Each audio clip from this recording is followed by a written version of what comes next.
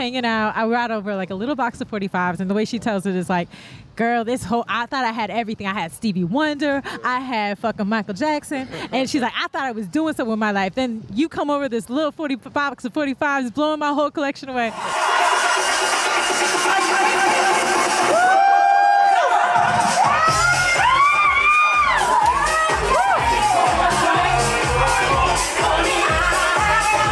Taking you guys on the music of the past, present, and the future. Welcome to Mambo Tales. We are outside of Café Mambo with the incredible Natasha DIGGS. She just killed her set here at Café Mambo. Thank you so much for doing this. Thank you for having me.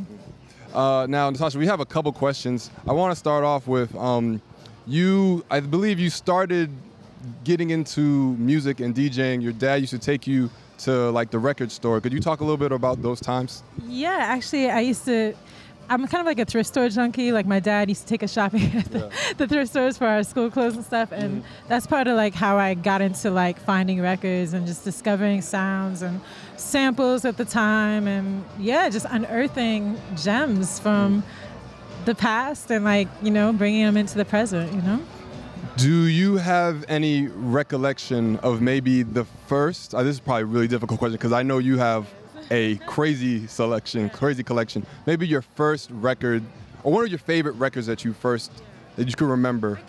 I could tell you a really important record that when I found this record early on in my, digging career, it expanded my mind. And appropriately, like, the name of the record is Expansions by Lonnie Liston Smith. And when I found this record and heard it, I was like, wow, there's music out there like this. And and from that point on, it was like, oh, it's on now. Like, I got to find it all. I want to know it all. I want to just, keep discovering and unearthing stuff, because that was a record from the 70s. And I was like, wow, there's so much beautiful, incredible music that just touched me. And I think I'm just an old soul, so it like resonated with me at that time, But yeah, that was an important record for me, for sure. Okay. So I'm a huge fan of hip hop, and we're about music here at Mambo. I believe I read somewhere where you had said that hip hop actually had helped you enter like the portal to other types of music. I wanted to ask you going back again, if you remember what some of your first hip hop like records or things that you liked that kind of took you through that portal. I mean, yeah, I kind of grew up on hip hop too, and like hip hop is kind of like almost like the gateway drug to the rest of the music, because listening to like, and I mean, growing up, in high school I was like listening to a lot of the Beat Nuts, Tribe Called Quest. There you go. Nas, Illmatic, that was a big record for me.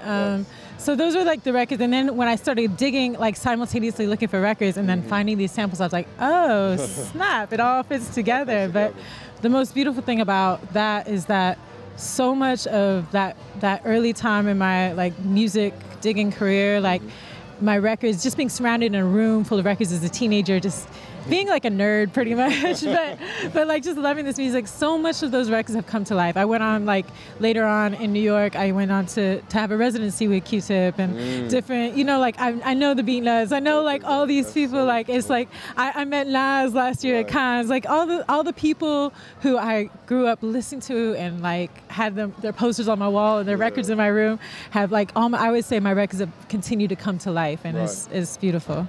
Well, that's a beautiful way to put it. I want to ask you, just honestly, do you know how many 45s you own? Oof, that's a hard one, because 45s are so small and like you could fit like tons in a box. I don't know. It's definitely in the thousands, like, I would say even 5 to 10,000. I don't know, somewhere in there. I would say something like that. You're like the stuff that you have is crazy. Like, I mean, we're here covering your set.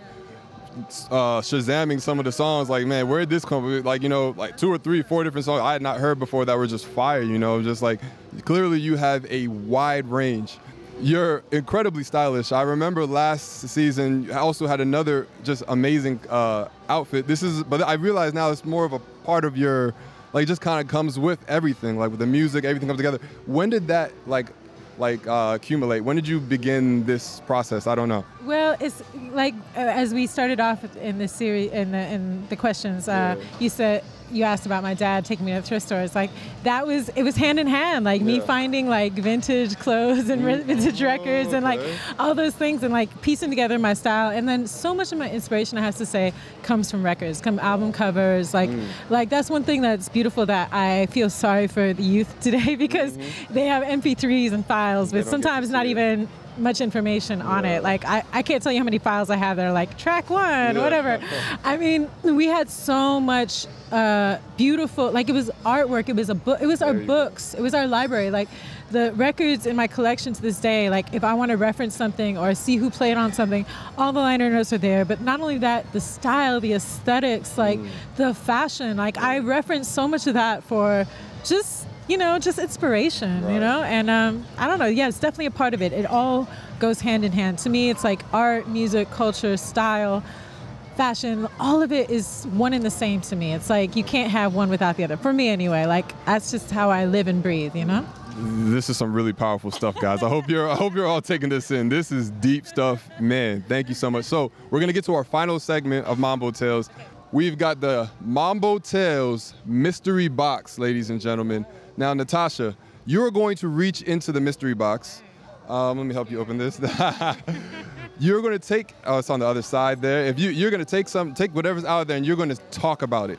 Whatever you see in that mystery box.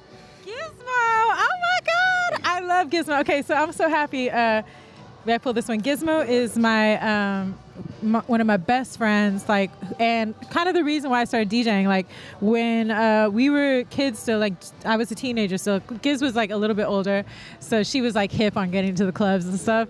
And we met in the thrift store in the record section, and she was like, "What you looking for?" And I was like, "What you looking for?" And like, you know, and she's like, "Well, come over to my house. I'm practicing DJing and stuff." So we ended up like just hanging out. I brought over like a little box of 45s, and the way she tells it is like, "Girl, I thought I had everything. I had Stevie Wonder, I had fucking Michael Jackson." And she's like, "I thought I was doing something with my life. Then you come over this little 45 box of 45s, blowing my whole collection away."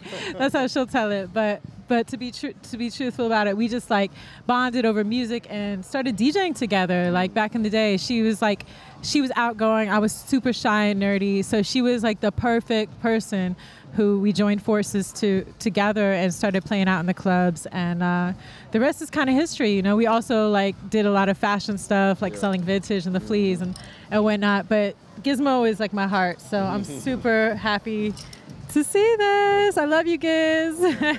Amazing. Final question. So what we like to do at the end, we have the previous DJ ask a question for the current DJ, and then we have you ask a question for the next DJ. Any question you could think of, anything. We don't know what the next DJ is going to be, but yeah. Okay. So the question was, and I had seen another segment where you had talking about like sunset like covers, and you just love anything with a sunset on. You're like, is just dope. Let's say you're playing here at Café Mambo. I want to paint a picture for you. You're playing here at Café Mambo at sunset. The sun's about to hit. That's what we do here. We do sunsets. What track are you playing as the sun's about to hit? And then when the sun is down, it's time to put the music, time to get the party going. What track are you playing? Wow, that's a tough, good question. I don't know. Right now, though, the first thing that comes to mind is this song called Treasure Every Sunset, and it's by Another Taste. And they're like a new band out of France, I believe. Most of the players out of France. But the sound is so vintage, so they do it so proper. The guys are so talented.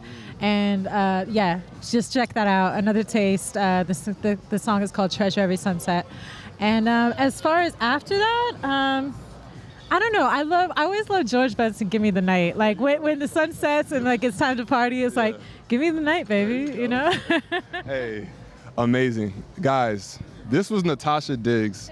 She just killed her set here at Mambo. She's about to go kill her set at High for Glitterbox. Thank you so much for doing this. This was Mambo Tales, Natasha Diggs, and we out. We out. Peace.